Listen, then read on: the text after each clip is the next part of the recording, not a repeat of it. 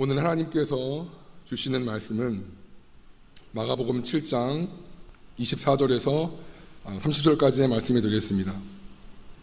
신약 65페이지에 있습니다.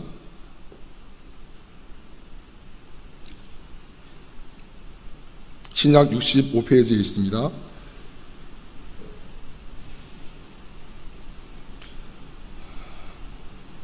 교독하시겠습니다. 예수께서 일어나사 거기를 떠나 두로 지방으로 가서 한 집에 들어가 아무도 모르게 하시려 하나 숨길 수 없더라. 이에 더러운 귀신 들린 어린 딸을 둔 한 여자가 예수의 소문을 듣고 곧 와서 그 발 아래에 엎드리니 그 여자는 헬라인이요 스로보니게 족속이라 자기 딸에게서 귀신 쫓아내 주기를 간구하거늘 예수께서 이르시되 자녀로 먼저 배불리 먹게 할지니 자녀의 떡을 취하여 개들에게 던짐이 마땅치 아니하니라. 여자가 대답하여 이르되 주여 올소이다마는 상 아래의 개들도 아이들이 먹던 부스러기를 먹나이다. 예수께서 이르시되 이 말을 하였으니 돌아가라 귀신이 내 딸에게서 나갔느니라 하시매 합독합니다. 여자가 집에 돌아가 본즉 아이가 침상 위에 누웠고 귀신이 나갔더라. 아멘. 산다는 데 자존심이 문제인가? 라는 제목으로 하나님 말씀을 증거하겠습니다. 네, 오늘 같이 한번 인사해 보시지요. 하나님께서 오늘도 우리를 불러주셨습니다.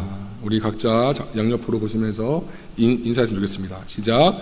하나님께서 오늘도 여러분을 또 저를 이 자리에 불러주셨습니다. 네. 하나님의 부르심이 없다면 누구도 하나님을 예배할 수가 없지요. 잠시 한 마리도 하나님의 허락 없이는 떨어지지 않는다 했습니다. 그냥 오신 것 같지만 오늘도 하나님께서 우리의 생각과 마음을 주장하셔서 이 예배 자리로 나온 줄로 믿습니다. 아멘. 여러분 윤경 변호사라는 분이 쓴 더 리더라는 책에 있는 이야기입니다. 한번 들어보세요. 어느 목수가 평생 집 짓는 일만 하고 살았습니다. 그는 우직하고 믿음직한 일꾼이었고요. 평생 한 사람만을 위해서 일했지만 이제는 나이가 들었고 기력이 다 쇠했습니다. 더 이상 계속 일을 하고자 하는 마음도 안 생겼고요. 이제는 좀 쉬면서 그냥 여생을 편안하게 사랑하는 아내와 또 손자들, 손녀들과 보내고 싶은 마음이 생겼습니다. 그의 주인은 목수가 그만두겠다는 소리를 듣고는 참 안타까워했습니다.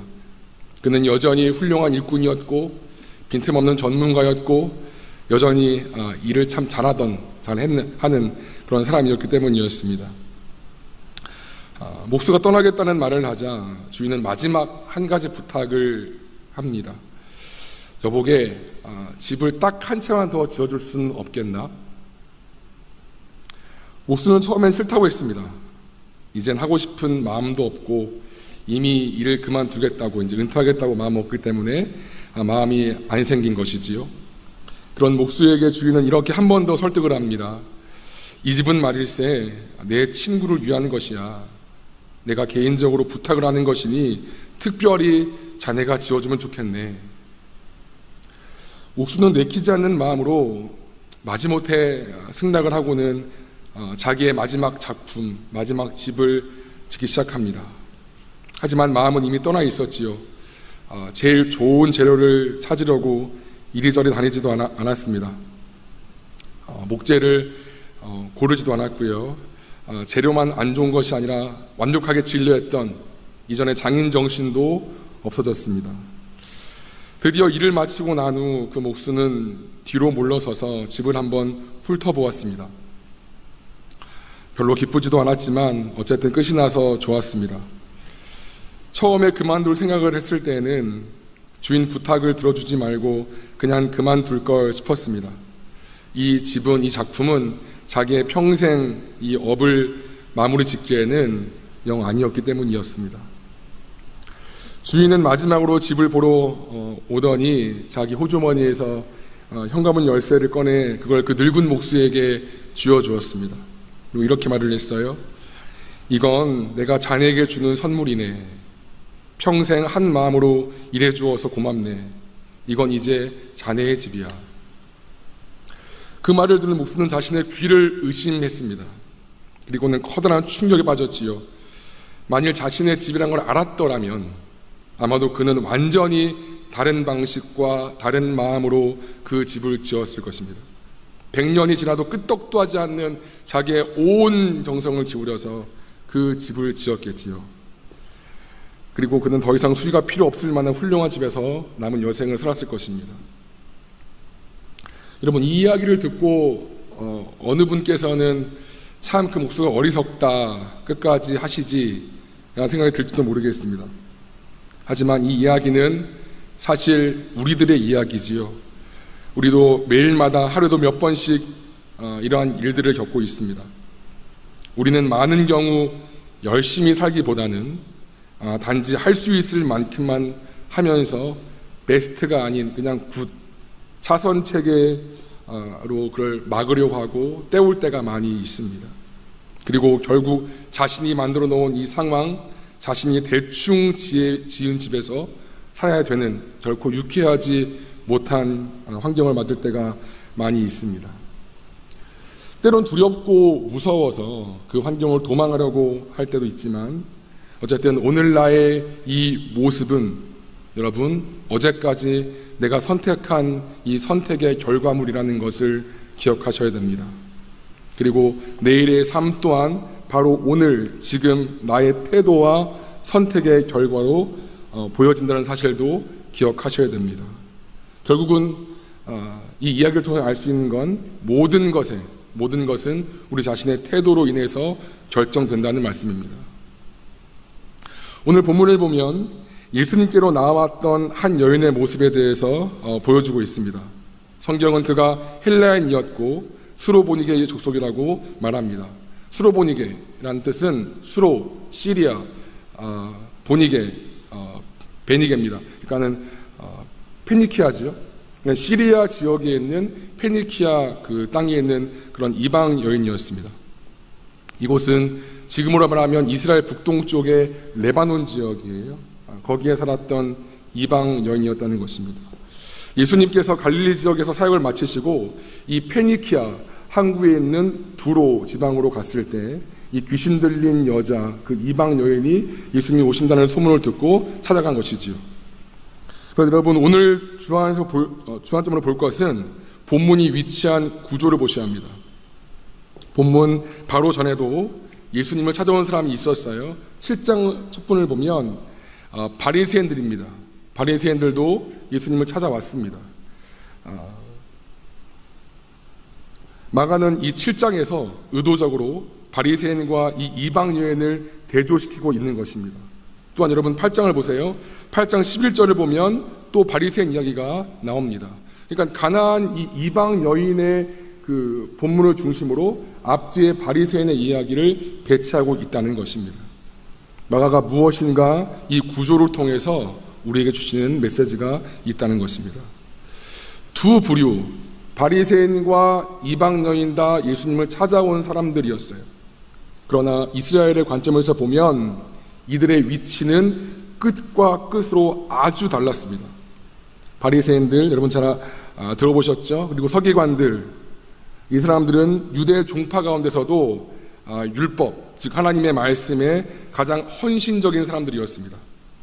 그들은 율법의 해석에 있어서 가장 정확함을 추구했고요, 가장 엄밀했고요, 그 말씀의 실천에 대해서도 가장 애썼습니다. 그냥 설렁설렁 대충 설교하고 때우는 것이 아니라 자신의 삶에서 그 말씀을 실행해 보려고 애썼던 꽤나 훌륭한 사람들이었다는 것입니다. 지금으로 말하면 신앙에 굉장히 열심히 있고 교일이라면 다 뒤로 하고 먼저 오고 하나님의 말씀에는 무조건 일단 아멘 아멘 하는 그런 누가 봐도 존경할 만한 신앙인이었다는 것입니다. 여러분 바울 기억하시지요? 여러분 바울의 전력을 아마 아실 겁니다. 그도 바리새인이었어요. 누구보다 율법에 더 열심을 냈었고 그렇기 때문에 그 유대교에 열심이었던 그가 당시 이단처럼 보였던 기독교인들을 잡아 죽인 것이지요. 그만큼 유대교의 그 율법, 바리새인들은 하나님의 말씀에 충성했고 애썼고 실천한 매우 훌륭한 사람들이었다는 것입니다. 반면에요, 오늘 본문의 이 가나안 수로보니게 이방 여인은 이스라엘 입장에서 보면 여러분 상종도 못할 인간이었습니다. 이스라엘 사람들은 그런 게 있어요. 하나님이 택했다라는 자기만의 강한 선민의식과 자긍심이 있지요. 우리 중국도 그 중화민족도 그런 그 자기가 세계의 중심이라는 그런 마음이 있는 것처럼 이스라엘 민족도 하나님께서 아브라함을 택하시고 아브라함의 후손이라는 그런 강한 선민의식이 있습니다. 때문에 이방인들을 아주 그 상종도 못할 멸시와 저주의 대상으로 간주하였습니다. 여러분 그 사마리아 수가성 여인 기억하시지요? 같은 이스라엘 땅에서도 남쪽인 유대 땅에서 북쪽의 갈릴리로 갈 때 가운데는 사마리아 지역을 안 밟았어요. 땅을. 왜? 이 사마리아 땅은 유대 포로 귀환 후에 이방인들과 피가 섞인 사람들이 모였기 때문에 이 땅은 이 민족은 우리 족속이 아니야 라고 할 만큼 땅도 안 밟을 만큼 이렇게 피해갔다고요. 그만큼 이방 족속은 아주 환멸을 느끼는, 요즘 말로 하면 극혐입니다. 극혐. 이 이방 여인이라는 것입니다. 여러분 누가 봐도 심지어 예수님이라 할지라도 하나님의 말씀과는 전혀 무관한 삶을 살고 심지어 이방인으로서 이방 우상을 숭배하는 이 여인보다는, 그렇죠? 신앙에 열심히 있고 말씀에 열심히 있고 교회에 충성 봉사하는 이 바리새인이 마땅히 더 칭찬받아야 할 것 같습니다. 그런데 예수님께서 이 두 부류를 대하시는 모습을 보면 사뭇 우리의 판단과는 다르게 행동하십니다. 예수님은 존재의 외적인 모습이 아니라 이들이 어떠한 태도를 가지고 나에게 나오는가만 보시기 때문입니다. 다시요. 예수님은 우리가 나아가는 외적인 모습이 아니라 우리가 어떠한 태도, 어떠한 자세, 어떠한 마음을 가지고 나아가고 있는가, 그것만 보시기 때문입니다. 여러분 바리새인들이 겉으로 보면 굉장히 훌륭하다고 할 수 있습니다. 하지만 이 본문을 중심으로 해서 앞뒤 구절, 바리새인이 나오는 구절을 보면 그들은 예수님의 은혜를 사모한다거나 예수님의 구원을 사모해서 오는 것이 아닙니다. 단지 예수님을 신학적으로 또 전체적으로 비난하고 판단하기 위해서 나와왔습니다. 구약의 모든 말씀에 정통했습니다. 이들은. 그러나 구약의 모든 말씀이 가리키는 단 한 지점, 메시아 되신 예수님을 알아보지 못한 것이지요. 아이러니하지요. 구약의 모든 말씀이 한 지점 예수님을 말씀하고 있는데 그 눈앞에 본 예수님을 메시아로 알지 못하고 단지 자신들의 종교 기득권을 빼앗길까 봐 두려워서 비난하기 위해서 나오는 것입니다. 여러분 반면 이 이방 여인이 예수님께 나온 이유는 뻔하지요. 이 더러운 귀신 들린 자신의 딸의 치유를 받기 위함입니다. 이 이방 여인이 처음부터 예수님을 찾았을까요, 여러분? 처음부터 예수님한테 가야지 그랬을까요? 예수라는 사람이 누군지도 몰랐기 때문에 그렇지 않았을 것입니다. 여러분 지금도 두로 지방이 있어요. 두로 그 도시가 있어요. 레바논의 그 두로는 아주 부유한 도시인데 그 당시에도 지중해의 핵심 항구 도시였기 때문에 사람과 물자와 돈이 모였지요. 지금도 우리나라에서 뭐 서울, 강남 어디 아파트 살아 그러면 대충 좀 잘 사시는구나 이런 느낌이 들잖아요. 두로에 산다는 것도 이와 마찬가지입니다. 부유한 지방에 살았던 부유한 사람이라는 걸 볼 수 있지요. 하지만 그는 딸을 살려보겠다고 가지고 있던 집도 팔았고 땅도 팔았고 통장 잔고 다 빼서 그 돈으로 우상 제물 갖다 바치면서 낚여달라고 했겠지요. 소용이 있나요? 없지요. 돈 다 긁어 모아서 용하다는 의사한테 갔겠지요. 소용 있나요? 없지요. 돈만 다 탕진하고 다 날리고 피폐된 마음으로 있었을 것입니다. 그러던 중에 이스라엘 땅에 온갖 병을 고치는 이 예수라는 사람에 대해서 들었을 거예요. 그런데 마침 그가 자기가 살고 있는 이 페니키아 그 베니게 땅의 두로 지방에 왔다는 소식을 들었을 때 이 여인의 마음이 어떠했을까요? 아마 자기 목숨보다 더 소중한 딸 살리기 위해서 그대로 그 문자 그대로 목숨 걸고 예수님께 나왔을 것입니다. 이분 아니면 안 돼. 이분 놓치면 난 끝이야. 얘 못 살려라는 그런 간절한 마음으로, 자식 가진 엄마의 마음으로 간절하게 나왔을 것입니다. 여러분 비교해 보세요. 말씀에 정통했던 바리새인들에 비해서 이 이방 여인은 하나님 말씀을 1도 몰랐어요. 하나님 말씀이 뭐야? 교회가 뭐야? 신앙이 뭐야? 공동체가 뭔데? 아무것도 몰랐던 사람이었어요. 오히려 태생적으로 철저한 우상 숭배자였겠지요. 그런데 살고 싶어서, 그리고 살리고 싶어서 예수라는 사람한테 건진받고 구원받고자 그분만 바라보고 나왔습니다. 여인에게 볼 수 있는 건 딱 그 한 가지 마음뿐인 거였어요. 이 두 부류를 대하시는 예수님의 결론은 무엇이었을까요, 여러분? 잘 알고 있는 것처럼 겉과 속이 달랐던 바리새인들한테는 굉장히 분노하셨어요. 근데 이 여인, 교회도 모르고 말씀도 모르고 다 모르는 이 여인에게는 딸의 구원을 허락하십니다. 그리고 마태복음 병행 구절을 보면 네 믿음이 크다라고 칭찬까지 듣는 것을 볼 수 있습니다. 억울하지요. 바리새인들은 타협함이 없는 주일 성수, 11조와 각종 헌금에는 빠짐이 없는 사람, 직분자로서 교회를 열심히 감당하고 있는데 이런 나한테는 칭찬을커녕 혼만 내시는데, 실컷 죄를 짓다가 이제 교회 처음 나온, 그리고 저기 뒷자리에 어두컴컴한데 앉아있다가 조용히 기도하고 돌아간 그 사람한테는 네 믿음이 크도다 하고 그 사람의 기도를 응답한다면, 기존에 있었던 그 교회에 있는 사람들은 얼마나 마음이 불편하고 또 서운할까요? 하지만 여러분, 우리가 기록할 것은 여호와는 우리의 마음을 보신다는 거예요. 사무엘서 16장 말씀은 이렇게 이야기를 해요. 같이 한번 읽겠습니다. 시작. 여호와께서 사무엘에게 이르시되 그의 용모와 키를 보지 말라. 내가 이미 그를 버렸노라. 내가 보는 것은 사람과 같지 아니하니 사람은 외모를 보거니와 나 여호와는 중심을 보느니라 하시더라. 사무엘조차도 사울에 이어 왕이 될 사람들을 기름 부으려고 할 때 사무엘조차도 사람이니까 용모와 키를 본 거예요. 근데 아니야 사무엘아, 아니야, 너희들은 사람의 용모와 키를 볼지 모르겠지만 나 여호와는 중심을 본다. 난 너의 스펙, 난 너의 사회적 지위, 난 너의 소유의 많고 적음, 너의 성공과 실패, 세상의 평가와 교회 사람들의 평판 안 봐. 네가 이전에 살아왔던 그 과거의 모습도 난 안 본다. 나한테는 그런 건 하나도 안 중요해.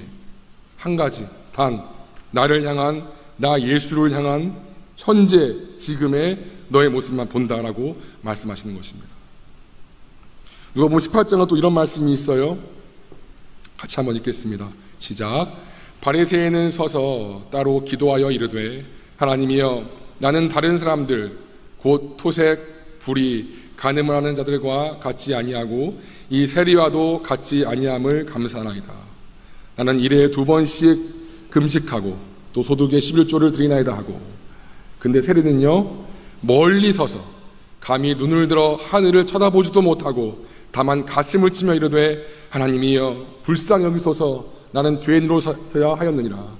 내가 너희에게 이르노니 이에 저 바리새인이 아니고 이 사람이 의롭다 하심을 받고 그의 집으로 내려갔느니라. 무릇 자기를 높이는 자는 낮아지고 자기를 낮추는 자는 높아지리라 하시니라. 아멘. 세리는 당시에 이스라엘 백성한테 친일파 같아요. 민족 반역자, 쓰레기들이에요. 쉽게 얘기하면. 근데 바리새인 얘기해. 난 이것도 했고요, 저것도 했고요, 금식도 했고요. 우리는 1년에 한 번 한 끼 금식할 것도 말까인데 일주일에 이틀씩이나 금식을 했고요. 잘했다고요. 근데 이 세리는 하나님 앞에 자기의 죄를 가지고 나아가서 차마 하늘을 바라보지도 못해. 죄송해서 가슴을 치며 회개하며 울며 기도할 때, 그리고 그 성전 안에도 들어가지도 못해. 근데 예수님이 그 모습을 보시더니 바리새인이 아니고 이 세리가 더 의롭다라고 말씀하십니다. 여러분, 바리새인들의 모습은 탁월하지요. 열심히 교회를 섬기는 신자의 모습 또한 훌륭합니다. 그런데 예수님은 그런 외적인 것이 아니라 예수님을 향한 그 중심이 어떠하느냐, 그것만 보신다는 거예요. 여러분의 지금 있는 외적인 모습이 뭔지는 모르겠어요. 어떤 열등감이 있는지, 어떤 어려움이 있는지, 그건 잘 모르겠어요. 근데 중요한 건 예수님 그거를 안 본다는 거야. 예수님의 평가물 그건 없다는 거야.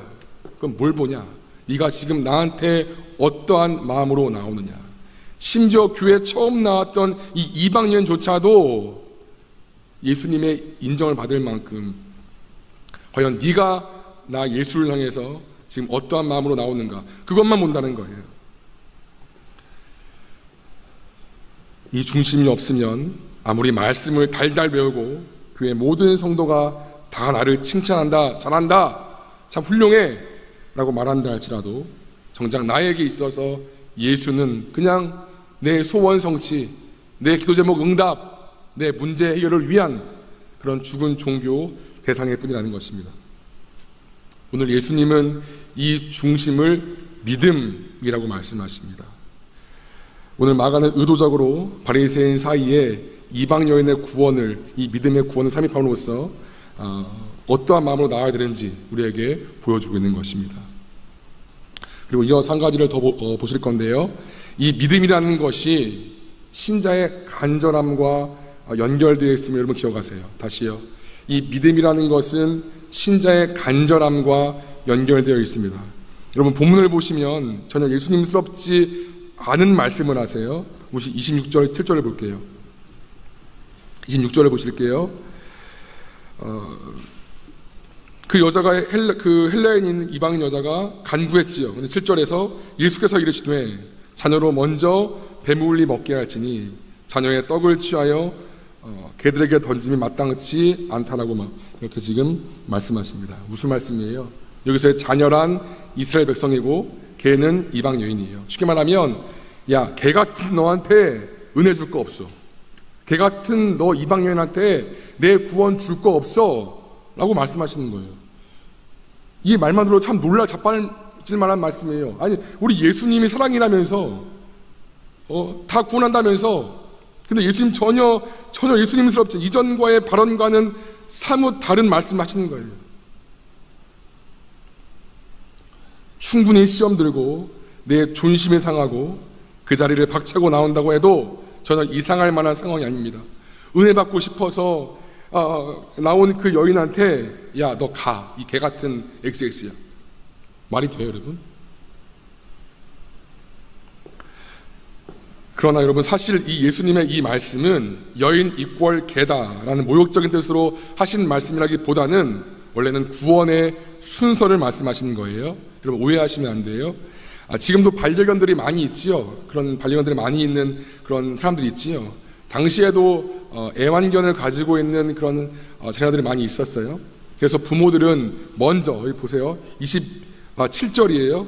먼저라는 표현이 중요해요. 먼저 자녀를 먼저 배불린 다음에 그 애완견을 주는 것처럼 나의 이 구원의 역사는 순서가 먼저 유대인에게 허락한 다음에 그 다음에 이방인에게 흘러가는 거야. 지금 이 말씀이 있는 거예요. 바울도 이 선경 원칙을 지킵니다. 로마서 1장 16절이에요. 내가 복음을 부끄러워하지 아니하노니 이 복음은 모든 믿는 자에게 주시는 하나님의 능력이 됨이라. 먼저는 뭐라고요? 유대인에게요. 그리고 헬라인에다. 이렇게 순서가 있지요. 먼저 유대인부터 구원할 거야. 너 순서 아니야. 아직 기다려. 지금 그 말씀하시는 거예요. 야, 이 개야 라는 표현보다는 구원의 순서가 있는데 너 아직은 때가 아니야. 그러니까 기다려. 지금 그 말씀하시는 거예요. 하지만 그럼에도 불구하고 이러한 예수님의 의도에 대해서 여인이 이해하지 못했던 간에 지금 바로 당장 구원 사역을 베풀 수 없다는 예수님의 이 말씀은, 그렇죠? 어쨌든 여인에게 깊은 절망감을 주었을 것입니다. 하지만 놀라운 건 이 여인은 이 말씀 앞에 화를 내거나 낙심하거나 포기하지 않습니다. 오히려 그 말씀을 받아 먹고 인정하면서 그것을 통해서 오히려 예수님께 더 나아가서 요청하는 모습을 보여주세요. 우리 29절을 다 같이 읽겠습니다. 시작. 예수께서 이르시되 이 말을 하였으니 돌아가라. 귀신이 내 딸에게서 나갔느니라 하시매. 28절이네요. 다시 읽겠습니다. 주여 올소이다마는 상 아래 개들도 아이들이 먹던 부스러기를 먹나이다. 이렇게 말하는 거예요. 예, 주님, 제가 개가 맞는데요. 제가 개인데요. 그래도 그 애완견이라 할지라도 그 자녀들이 먹다가 떨어진 부스러기나 먹기 싫어서 주는 그 음식은 먹잖아요. 지금 말씀인 거예요. 예수님께서 그 말씀 들으시고 다음 절에 네가 이 말을 하였으니 돌아가라. 너의 이런 믿음의 고백이 있으니 네가 지금 구원받을 때가 아니지만 네 소원대로 네 딸을 치료해 주마. 여러분, 예수님의 그 계획 속에서는 이 여인을 아직 치료하고 역사 베풀 때가 아니었어요. 근데 이 여인의 믿음을 통해서 예수님의 그 역사를 지금 끌어당기는 거예요, 여러분. 아직 나한테 올 역사가 아님에도 이 자기를 낮추고 겸손하게 함으로 말미암아, 그 믿음으로 말미암아 나에게 와야 될 역사를 미리 끌어당기는 그런 모습을 보여준다는 것입니다. 이 여인이 예수님이 내 때가 아니야 라는 말에도 포기할 수 없었던 이유, 그리고 유대인의 이방인을 향한 모욕적인 사상을 그대로 받아 먹으면서까지 포기할 수 없었던 이유는 단 한 가지지요. 그것은 딸을 살리고자 하는 그 간절함 때문이었지요. 딴 거 없었어요. 오직 내가 너무나 소중히 여기는 이 딸을 살리고자 하는 그 간절함 때문이었습니다. 그 많은 돈을 쓰고도, 그 많은 수고를 하고도 살릴 수 없었던 내 딸을 이 예수라는 사람이 살린다는데 그깟 개 취급받는 게 문제입니까? 이보다 더한 일, 심지어 멍멍멍 지저라 한다 한들 그 엄마가 어미가 되어서 그 잠깐 내 존심이 깎이고 내 체면이 깎이는 그것을 못할까요? 더 했을 거예요, 분명히. 내 자존심과 그 잘난 체면이 딸의 생명을 향한 절박함과 간절함 앞에서 장애물이 될 수 없었던 것이지요. 딸이 살아야 되니까 그저 예수님 말씀이라면 아멘 아멘 하고 먹고 그저 주님께 달려드는 것입니다. 여러분, 이럴 때 하늘의 역사가 된다는 것을 기억하시기 바랍니다. 없던 역사도 끌어당긴다는 거예요. 우리가 신앙생활을 하다 보면 누구나 다 신앙의 장애물들이 있어요. 야곱에게는 사랑하는 여인 라헬을 얻기 위해서 7년 동안 또다시 일을 해야 했던 그런 어려움이 있었지요. 요셉에게는 애굽의 총리가 되기 전에 억울하게 강간범의 누명을 쓰고 그 축축하고 음침한 지하 감옥에서 지내했던 그런 어려움이 있었습니다. 모세에게는 사명을 받았고 출발했음에도 넘실거리는 홍해가 있었고요. 다윗에게는 이유도 없이 나를 죽이려고 했던 장인 사울이 있었습니다. 여러분, 그 중풍병자를 메고 갔던 4명의 친구들 기억하시지요? 다 메고 갔어요. 근데 예수님 만나야 되는데 이미 사람들이 모여 있어서 들어갈 수가 없었지요. 만약 그때 그들이 오늘은 너무 많네, 못 들어가겠다 그리고 돌아갔으면 아마 이 병자의 그런 구원은 이루지 못했을 것입니다. 하지만 그들은 포기하지 않고 지붕에 올라가서 지붕을 뜯어내면서까지 예수님께 그 병자를 보여드렸지요. 그런 사람들을 향해 예수님은 야, 너 지금 뭐 하는 거냐? 지금 사역 중인데 지금 뭐 하는 거야? 라고 책망하지 않았어요. 오히려 예수께서 그들의 믿음을 보시고 그 병자를 치료하십니다. 그들의 간절함이 그들의 믿음과 연결되는 것을 보고 그 믿음을 보시고 역사하시는 것입니다. 여러분, 아모스 말씀은 이렇게 이야기를 해요. 같이 한번 읽겠습니다. 시작. 여호와께서 이스라엘 족속에게 이와 같이 말씀하시기를 너희는 나를 찾으라. 그리하면 살리라. 베델을 찾지 말며 길갈로 들어가지 말며 부엘세바라도 나가지 말라. 길갈은 반드시 사로잡히겠고 베델은 비참하게 될 것임이라 하셨나니 너희는 여호와를 찾으라. 그리하면 살리라. 베델 아니야, 브엘세바 아니야, 길갈 아니야. 너희는 나를 찾아. 네 주위에 의지할 만한 것들, 사람, 물질, 대상, 네가 의지할 건덕거리들 찾지 말고 나 여호와를 찾아. 그러면 살리라. 지금 말씀하시는 거예요. 여러분, 오늘 나에게 있는 믿음의 장애물들은 무엇일까요? 하나님께 나아가고 하나님께 내 믿음의 발자국을 내딛는 데 있어서 나를 방해하고 나로 하여금 중단시키는 것들은 무엇일까요? 분명히 하나님 나에게 맡기신 것임에도 불구하고 내 기분대로, 성질대로, 내 존심대로 하고 싶은 것은 무엇일까요?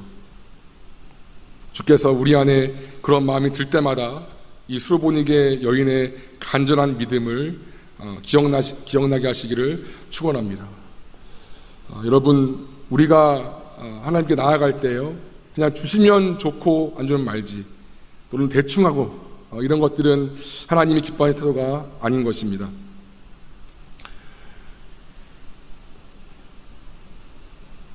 여러분, 내가 하나님께 마음을 다하지도 않고 간절하지도 않고 목마르지도 않는데 왜 하나님이 내 기도에 응답하셔야 될까요? 그 근거가 뭐예요? 우리는 기도하고 하나님의 응답을 구하고 내 문제가 해결되기를 원하잖아요. 근데 나는 정작 하나님 앞에 내 마음이 겸손하지도 않고 간절하지도 않고 목도 안 말라 대충 나아가. 근데 왜 굳이 하나님께서 나에게 응답의 역사를 해야 됩니까? 만약 오늘 하나님께서 여러분에게 야, 얘야, 내가 왜 너한테 응답을 해야 되겠니? 왜 내가 너한테 역사를 펼쳐야겠니? 라고 물은다면 여러분, 어떤 근거를 말씀하시겠어요?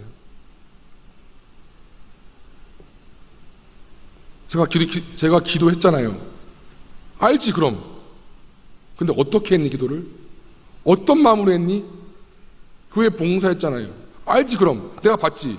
그런데 어떤 마음으로 했니? 어떻게 했니? 나 여호와는 중심을 보느니라. 오늘 저보다도 만약 처음 오신 분이라 할지라도 더 간절하게 목마름으로 나아왔다면 하나님이 인정하시는 사람은 제가 아니라 그 처음 온 초신자일 수도 있습니다. 하나님이 인정을 해주셔야 좋은 거잖아요. 우리가 아무리 신앙생활을 잘 해도 그건 내 입장인 거고, 전화 받으시는 분이 그래 내가 받는다, 내가 그걸 옳게 봐 라는 게 중요한 거잖아요. 근데 이팀 딴 거 안 본다니까요. 그 잘난 바리새인들도 혼났어요. 욕먹었어요. 왜? 그 중심이 없었으니까. 근데 정말 인간도 아닐 그 상종의 가치도 없는 그 여인이 여러분 칭찬을 들었다니까요. 굉장히 중요한 메시지예요. 하나님이 우리를 보실 때 뭘 보시냐? 직분일까요? 봉사하는 정도일까요? 물론 중요하고 우리가 중심이 된다면 그것도 플러스가 될 거라고 저는 확신이 들어요. 하지만 그 전에 본질이 없으면, 중심이 없으면 껍데기라는 거예요. 껍데기. 아까도 큐티 할 때 이야기했지만 우리 임원들 모여서 예수 그리스도의 십자가의 이 감격, 십자가의 의미, 십자가의 이 참된 은혜에 대한 내 마음의 이 중심이 없으니까 자꾸만 봉사로 체험받으려고 그러고, 자꾸만 교회에서 인정받으려고 그러고, 자꾸만 어떤 직분을 받으려고 그러고, 뭐 장로가 안 됐으면 겸손하게 안 됐구나 하고 잘 섬기면 되지 왜 삐지고 다 창피하다고 딴 교회 갑니까? 그런 사람 많아요. 그게 뭐 하는 짓이야? 그게 뭐가 중요한데? 목사가 되는 거 뭐가 중요한데?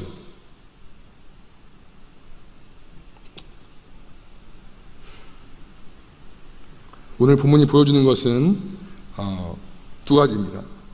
예수님 보시는 것은 다른 것이 아닙니다. 예수님께 과연 네가 믿음을 가지고 나오느냐, 그 중심만 본다는 거예요. 다른 것은 다 외적인 것이요 비본질입니다. 두 번째, 나오되 그냥 나오는 것이 아니라 아무 기도도 없이 또 그 주일 예배, 뻔한 주일 예배, 뻔한 큐티 말고 정말 목마른 사슴이 신의 물을 찾는 것처럼, 여러분 사막에서 목마른 사슴이 신의 물을 찾으면 그 물을 못 발견하면 막 환각이 보인대요. 막 침 질질 흘리고 너무나 간절한 거야. 당장 그 물을 못 구하면 그 마음으로 나오라는 거예요. 그래야 하늘의 역사가, 하나님의 역사가 내 삶 속에 이루어진다는 것입니다. 여러분, 이것이 하나님께서 기뻐하시는 영적인 태도라고 제가 말씀을 드려요. 처음에 만약에 이 목수가 처음의 모습처럼 동일한 태도를 견지하고 마지막 집을 지었다면 그는 정말 대박났을 거예요. 근데 여러분, 우리가 매일매일 하나님께 대하여 이 영적인 태도를 바르게 하고 우리의 천국에 집을 짓는다면 얼마나 그 마지막이 더 아름답겠습니까? 근데 오늘 대충 지으면 그냥 대충 얻는 거예요. 심지어 여러분이 천국에 못 갈 수도 있어요. 여러분 구원받았습니까? 확신하세요? 저 모태신앙인데요? 그거 말고 구원받았냐고. 중요한 문제, 너무나 중요한 문제. 교회 안에 구원받지 못한 사람들이 많이 있습니다. 더 심하게 얘기해 볼까요? 교회 안에 지옥 갈 사람도 많이 있습니다. 자신의 믿음 좋은 줄 알아. 정직하게 대면하셔야 돼요. 얼마나 간절한 문제인지. 태도가 모든 것을 결정한다는 것은 영적 상황에서 더욱 자명한 진리입니다. 태도가 결정합니다. 반응이 결정합니다. 우리는 마지막에 대충 집을 지어서 대충 지은 집을 갖게 된 그 안타까운 목수처럼 되면 안 될 것입니다. 오직 간절한, 목마른, 그 갈망하는 그 믿음만이 하늘의 보좌를 움직인다는 것을 반드시 기억하셨으면 좋겠습니다. 누구는 예배드리고 은혜 받고 말씀 받고 충만한데 똑같은 1시간 예배 드리면서 누구는 그냥 갑갑한 마음 가지고 돌아간다면 얼마나 주님 보시기에 안타까울까요? 똑같이 다 만나주시길 원하세요. 저도 여러분도. 근데 내 마음의 그릇, 내 마음이 준비가 안 되면 여러분, 소나기가 아무리 부어져도 튼튼한 우산을 쓰고 있으면 말짱 도루묵인 거잖아요. 똑같은 거야, 똑같은 거. 내 마음이 강팍하고 하나님이 은혜를 주고 싶으셔도 내 마음을 안 열고 아무런 준비 없이 오면 내 옆에 사람들은 은혜 받고 있지. 왜? 이 친구는 이미 기도를 통해서 준비가 되었으니까. 근데 이 친구는 동일한 예배의 자리면서도 아무런 감각도 없고 느낌도 없고 그렇습니다. 여러분들 잊지 마세요. 어떤 문제를 만나시던, 어떤 말씀을 대하시던, 어떤 예배를 들으시던 간절하셔야 돼요. 예수님 아니면 안 돼, 이 마음이셔야 돼요. 예수님 응답 안 하면 말지 뭐. 그러면 예수님도 야 그래 됐다 야. 그러진 않겠지만 물론 그러신다는 거예요. 왜 하나님이 여러분의 기도에 응답해야 됩니까? 왜 하나님이 우리의 그런 영적인 활동에 은혜를 주셔야 합니까? 그 근거가 뭐예요? 나는 이렇게 막 하면서 이 수로보닉의 여인을 기억합시다. 아무것도 몰랐고 아무것도 없던 그냥 자기 딸 한 명 살리겠다고 왔던 사람이었어요. 근데 이 여인의 간절함이 이 여인을 살렸습니다. 오늘 이 은혜가 우리 모두에게 있기를 축원합니다. 그래서 매일매일 끝까지 호흡 다하는 마지막까지 이 목수처럼 말고 영적인 태도를 잘 구비하여서 아름다운 영적의 집을 받는 우리 모두가 되기를 간절히 축원합니다. 아멘.